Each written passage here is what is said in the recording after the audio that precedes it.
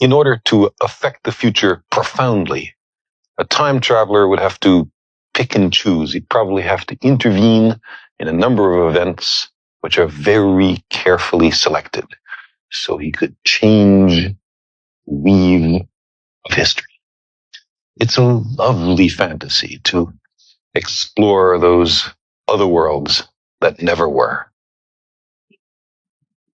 If you had H.G. Wells's time machine, maybe you could understand how history really works.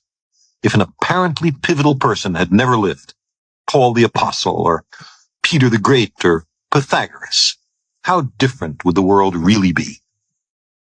What if the scientific tradition of the ancient Ionian Greeks had prospered and flourished? It would have required many social factors of the time to have been different, including the common feeling that slavery was right and natural.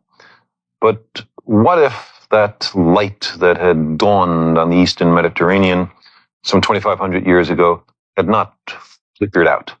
What if the scientific method and experiment had been vigorously pursued 2,000 years before the Industrial Revolution, our Industrial Revolution?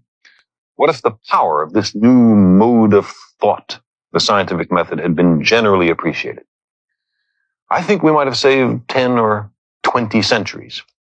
Perhaps the contributions that Leonardo made would have been made 1,000 years earlier, and the contributions of Einstein 500 years ago. Not that it would have been those people who would have made those contributions, because they live only in our timeline. If the Ionians had won, we might by now, I think, be going to the stars.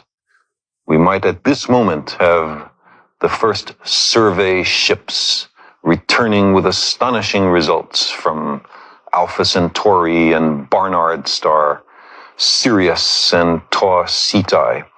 There would now be great fleets of interstellar transports being constructed in Earth orbit. Small unmanned survey ships, liners for immigrants, perhaps. Great trading ships to ply the spaces between the stars.